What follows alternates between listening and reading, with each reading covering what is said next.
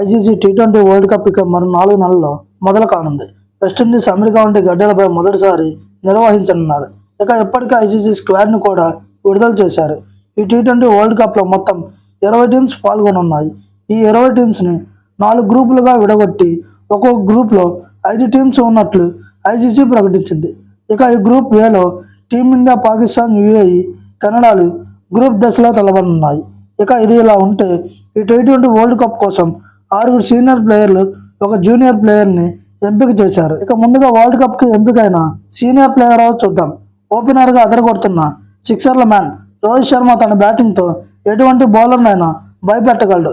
ఇక తర్వాత ప్లేయర్ మన రన్ మిషన్ విరాట్ కోహ్లీ తన బ్యాటింగ్తో ఓడిపోయే మ్యాచ్ను కూడా గెలిపించగల సత్తా ఉన్నవాడు.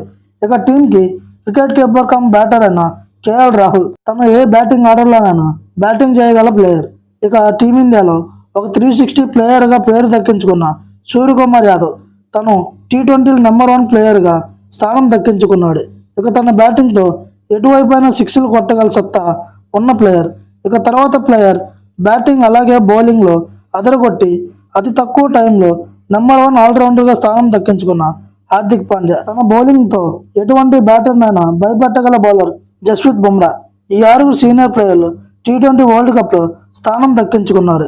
ఇక జూనియర్ ప్లేయర్ ఎవరంటే మ్యాచ్ చివరిలో వచ్చి తేలికగా 6లు 4లు కొట్టగలిగిన ప్లేయర్ రింకు సింగ్. తనకు వచ్చిన అవకాశాలను వినియోగించుకొని మంచి ఫినిషర్గా పేరు దక్కించుకున్నారు.